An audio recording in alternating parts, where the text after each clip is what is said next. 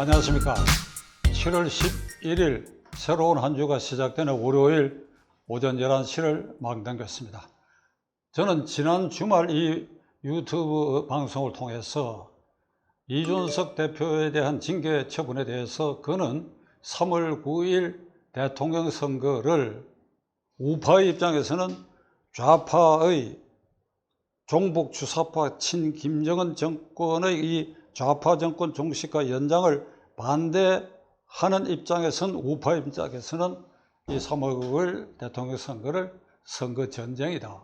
이 전쟁이라고 봤을 때 이준석 대표는 그 전쟁에 있어서 적을 이롭게 하고 아군에 대해서 계속 분란을 일으키고 아군에 대해서 총질을 한 1급 전쟁 범죄자라고 저는 단정을 하고, 이런 개념에 입각하지 않고 그냥 성접대 또는 그걸 은폐하기 위한 증거 조작, 그것만을 이유로 징계 처분한 것은 부당할 뿐 아니라 오히려 그의 길을 살려가지고 계속해서 그의 망동, 요란한 혼란 행위, 그리고 원심작용을 통해서 국민의힘당을 자꾸 침몰시키고, 곁들여 이제 취임한 지 오늘로서 꼭 2개월을 맞이하는 윤석열 대통령 정권, 아직 조각도 완료되지 않은 이 정권의 대통령 지지율을 침하시키는, 그리하여 반사이익을 반대편의 민주당 측에 줌으로써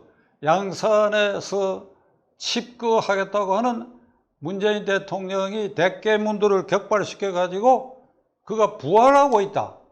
그리고 이재명에게 오히려 길을 살려주는 반사이익을 안겨줘가지고 터무니없는 당내에 다수 반대에도 불구하고 당대표 선거에 나오게 하는, 그러니까 이준석 파동이 결국 야당에게도 이와 같이 반사이익을 주는 그런 상태가 진행되는 지난 주말을 맞이했고, 그리고 오늘부터 시작되는 새로운 한 주에 이 일이 어떻게 전개될는지 많은 이들, 어쩌면 국민 다수의 관심과 걱정거리로 변질되고 있는 것을 통탄하지 않을 수가 없습니다. 이준석 대표의 징계 처분을 반대하고 그를 사실상 옹호하는 이론, 진중권, 김종인 씨 등의 이론은 이준석으로 대표되는 20, 30대의 주목을 받던 국민의힘당이 20, 30대가 대거 당원 입당했던 젊은이들도 이탈하게 되고 20, 30대의 지지율도 잃게 되고, 그리고 무엇보다도 경찰 수사가 아직 매듭도 지어지지 않는 그런 상황에서 그 정황만 갖고 징계 처분하는 것은 무리다. 그리고 이병태 교수 같은 애는 한 걸음 더 나아가 국민의힘당이야말로 노년층, 젊은층 다양성을 보여야 할 이런 정당이, 민주당은 이재명과 같은 정과자도 보호하고 있지 않느냐.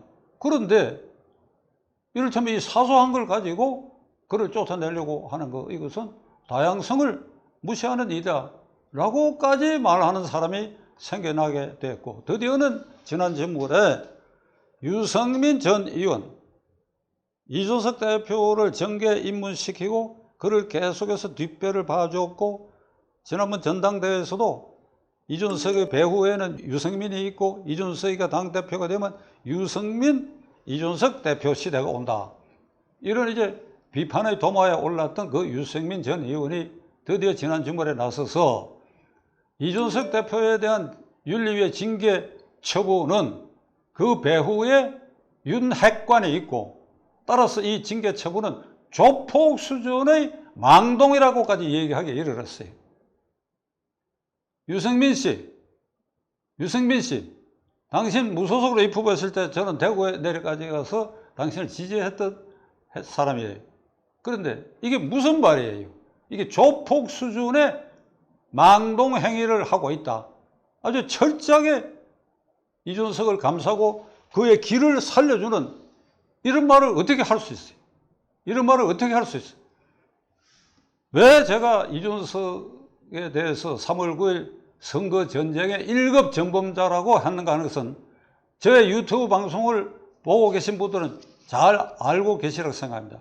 다시 한번 요약을 하면, 그는 당대표가 된 이후, 그리고 윤석열 후보가 정계에 입문하는 순간부터 나는 그가 대통령 된다면 지구를 떠나겠다는 말을 시작으로 그가 대통령 후보로 결정된 이후에 그래야 당원 당규에서 대통령 후보가 당무 권한 일체를 그에게 귀속되고 당대표는 공동선대위원장 자리에 머무는데도 불구하고 계속해서 내부 총질을 하면서 두 차례 가출 행위를 하고 아슬아슬한 순간에 안철수 후보와의 단일화를 회방하고 소금을 뿌리고 뿐더러 그런 과정에서 문재인 정권에 대해서 이재명 후보에 대해서 야멸차게 야당 대표답게 공동선대위원장답게 공격을 한 일이 제 기억에는 없습니다. 여러분들이 기억이 있는지는 모르겠습니다만 제 기억이 없어요. 이런 이적 행위를 한 자예요. 그런데도 그는 내가 3월 9일 대통령 선거와 6월 1일 지방선거를 승리로 이끌었다. 이게 참 기가 찰 일이죠. 선거 승리 당시에 그 자리에 있었던 대표였지 그 존재와 그의 망동 행위로 더 큰 격차로 윤석열 후보가 당선될 수 있는 것도 아슬아슬하게 위험한 선거를 치르게 했고 6월 1일 지방선거도 마찬가지 그러한 결과를 만들어 놔놓고 그를 오히려 큰 소리로 선거 승리로 이끈 대표를 이렇게 할 수 있냐 하는 이런 식으로 적반하장적 자세를 취하고 있는 것에 대해서 통탄하지 않을 수가 없습니다.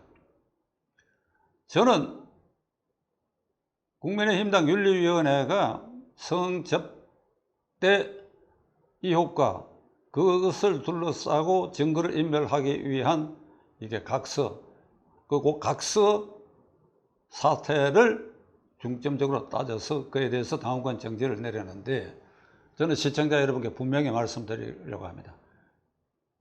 그가 김성준인가 하는 그 회사 이름은 제가 지금 깜빡합니다만 지금 드러난 것으로서는 10여 차례 이상 향응을 받았고 그 중에서 2차례는 성접대 받았다 하는 진술이 다 나와 있는데 지금 문제는 성접대 받은 것도 물론 문제지요. 그 있을 수 없는 일이죠. 당대표로서. 그리고 그걸 은폐하려고 하는 것도 절대 용납할 수 없는 일이죠. 그런데 성접대 더하기 10여 차례 향응만 받은 그것도 특정범죄 가중처벌법상의 알선수재에 해당한다는 사실을 많은 이들이 놓치고 있고 윤리위원회의 윤리위원들도 이 사실을 놓치고 있는 것 같아요. 알선수재, 특가법상의 알선수재라고 하는 것은 공무원 아닌 사람이 공무원에게 무언가를 알선해서 그 이익을 도보해 주겠다는 조건으로 향응이나 금품을 받는 것을 알선수재라고 합니다. 형법상 알선수뢰죄는 공무원이 다른 공무원의 직무에 속하는 일에 대해서 제3자에게 알선해주고 제3자로부터 뇌물을 받는 것을 알선수뢰죄라고 하는 겁니다.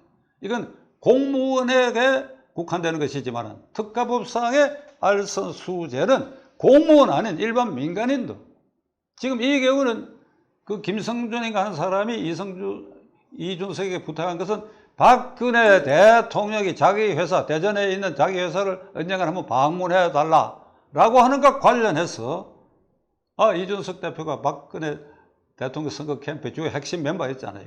그러니까 그게 향응을 제공했고 거기에 플러스해서 성접대까지 제공했다.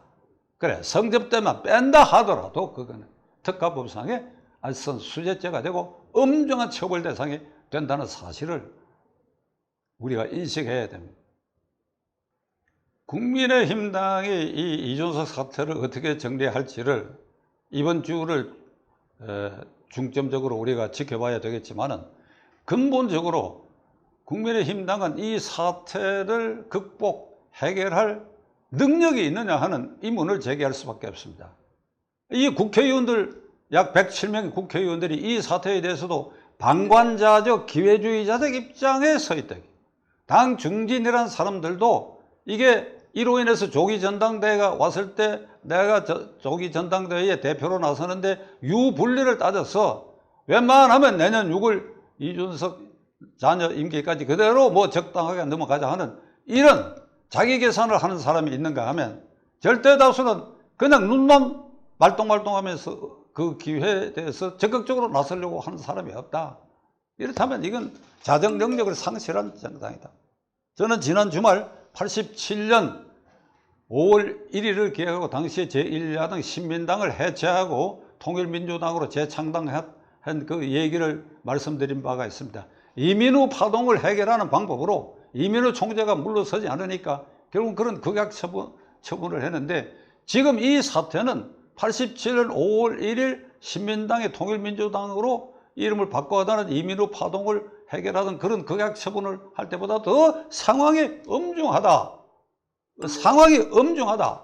그 오늘 아침 뉴스를 들으니까 오늘 뭐 이원총회를 한다고 하는데, 몇 시간 하지 말고 저 교회에서 결론 날 때까지, 그래도 정당, 여당은 107명 국회의원이 그 중심이 되어 있지 않느냐 이 말이에요. 맨날 며칠이고 결론이 날 때까지, 결론이 안 나면 당을 해체해라. 이게 당을 해체해라. 어떻게 돌파하는지 지켜보겠습니다.